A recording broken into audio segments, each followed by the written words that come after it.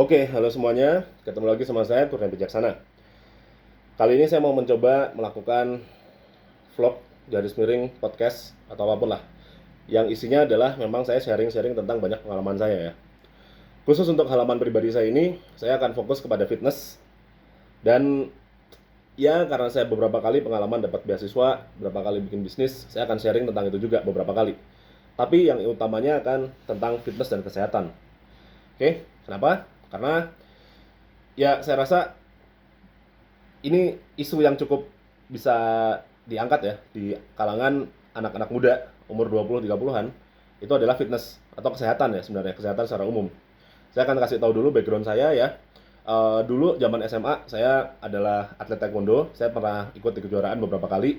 Ya menang beberapa kali, levelnya cuma di provinsi dan cuma perunggu atau perak doang sih. Tapi ya intinya saya punya pengalaman taekwondo yang cukup solid buat saya. Lalu zaman kuliah saya mulai sering nge-gym, saya mulai mencoba bodybuilding.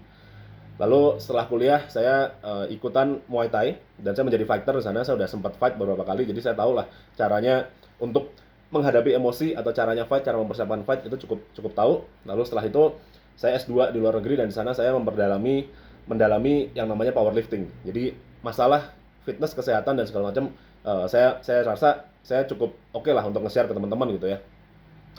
Dan sebagus-bagusnya saya tadi ya di dunia olahraga, saya pernah kepleset juga dalam tanda kutip ya. Jadi kurang lebih setahun yang lalu, tahun 2022 di bulan Juli kalau nggak salah.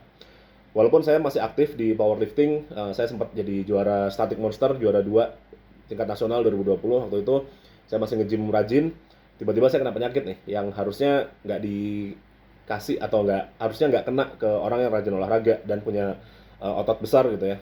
Nah, otot saya cukup besar. Nah, mungkin mungkin bagi teman-teman yang kurang tahu, tinggi saya ada sekitar 180 atau 181 gitu ya.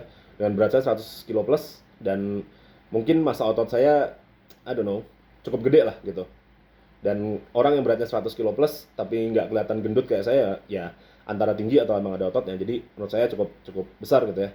Tapi saya kena waktu itu saya kena sakit gula, diabetes. Alasannya kenapa ya pada waktu itu saya juga nggak tahu, kecolongan aja.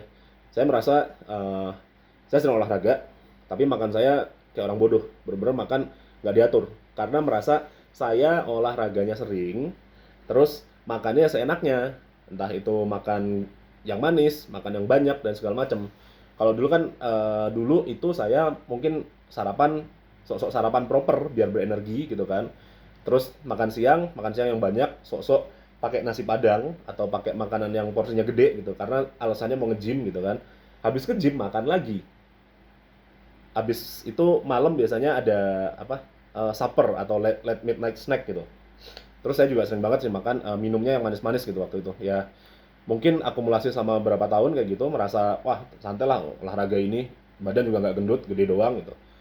Ya waktu itu tiba-tiba saya muntah gitu ya, udah nggak enak badan berapa lama, saya kira cuma demam atau tipes. Terus tiba-tiba muntah, terus dibawa ke IGD, pas dicek gula darah saya udah gede banget, udah to the roof lah. Udah berapa? Saya lupa, 400 apa 500 gitu. Udah gede banget. Itu kan gede banget itu di situ. Terus saya masuk dirawat di rumah sakit, terus saya ingat banget waktu itu di rumah sakit, cuman saya masuk itu Jumat dini hari kalau nggak salah. Terus saya tidur, nggak tahu bangun-bangun udah hari Selasa.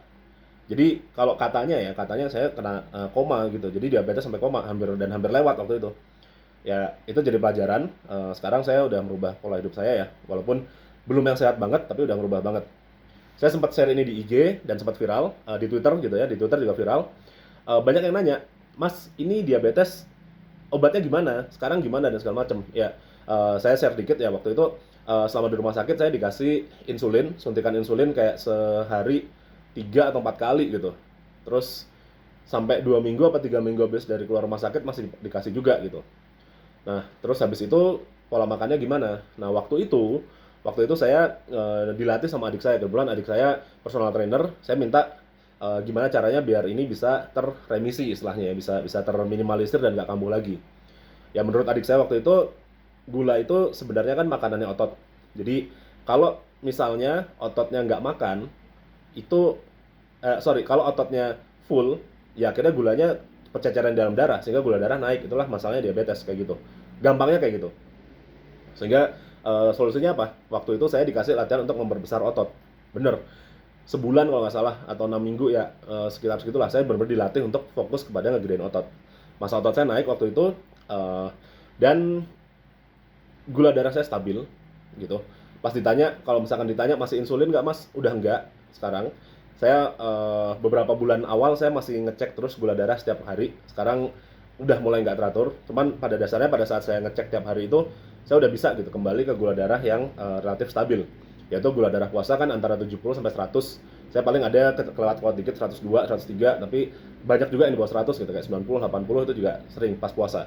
Dan gula darah habis makan idealnya kan nggak boleh di atas 141 kalau nggak salah, 2 jam habis makan ya, postprandial gitu. Itu saya udah bisa bertahan di 126, 127, maksimal 130 gitu. Rahasianya waktu itu benar-benar saya latihan angkat beban yang sering. Jadi waktu itu saya nge-gym seminggu 5 kali.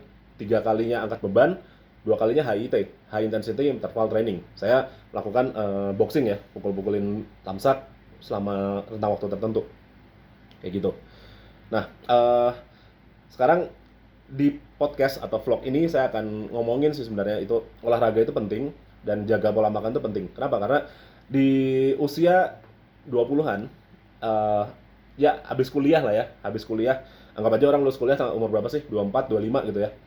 Itu orang akan mulai ke fase, saya bilang fase ini fase menjadi tidak sehat atau early grave nih, bisa jadi nih. Kenapa? Coba kita bayangin tipikal salaryman atau orang-orang yang suka kerja, yang kerja di kantoran. Apa yang mereka lakukan? Oke, jam 8 atau jam 9 nyampe kantor, duduk, kadang ngopinya nggak tahu nih manis atau enggak. Kalau nggak manis ya bagus, tapi kadang-kadang ya kopinya kopi saset yang gulanya itu 75%, kopinya cuma 25%. Terus ngopi, kadang ngemil, itu ngemilan juga gula semua gitu. Terus tadi sarapannya paginya nasi kuning, bubur atau gorengan yang isinya tepung dan karbohidrat semua yang berlebihan. Makan siang lagi, kerja lagi, duduk lagi, nggak gerak sama sekali, ya hampir nggak gerak sama sekali, sedentary banget. Jam 3, jam 4 ngopinya ya cemilan lagi, pulang, makan malam, makan, terus udah bla bla bla, tidur lah. Olahraga hampir nggak pernah. Let's say paling olahraga Sabtu atau Minggu, seminggu sekali doang. Itu udah jadi bahaya. Di luar itu banyak rebahan, duduk dan segala macam, nggak ada jalan, nggak ada segala macam. Bahkan mau ke warung yang jaraknya cuma 200 meter, itu pakai motor atau pesan pakai ojol. Ya, gaya hidup kita saat ini udah nggak sehat sih, kalau menurut saya. Sehingga kita harus coba berubah gitu ya. Selain dari pola makan, ya makan mungkin kalau menurut saya makan di Indonesia relatif masih lebih nggak sehat ya. Mungkin kalau dibandingin sama Amerika misalnya. Tapi mungkin yang kita suka lupa atau suka nggak perhatian adalah kondisi minuman dan tambahan gula yang suka kita nggak tahu. Kita ngerasa ini nggak manis, tapi sebenarnya gulanya udah banyak yang kayak gitu juga. Atau minuman, minum teh dalam kemasan doang, tapi ternyata gulanya banyak di situ. Nah itu kita harus lebih mindful di situ ya. Selain kita menjaga konsumsi gula kita juga harus olahraga yang tadi yang saya bilang ya, bahwa gula itu, apa yang kita masukin, apa yang kita makan sebagai gula, itu utamanya adalah untuk ngegerakin badan kita. Gerakin badan kita pakai otot. Ya ibaratnya kayak kita tuh masukin bensin ke tangki bensin kita. Nah, kalau otot kita kecil, ya berarti kapasitas bensin kita juga kecil. Kita masukin bensin terus, ya tumpah.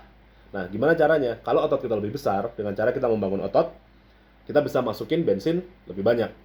Dan gimana caranya kalau kita mau masukin lagi, bensinnya nggak tumpah, ya dipakai. So, solusi dari mencegah diabetes menurut saya yang paling penting untuk kita yang masih muda nih, pertama gedein otot, kedua banyakin gerak otot.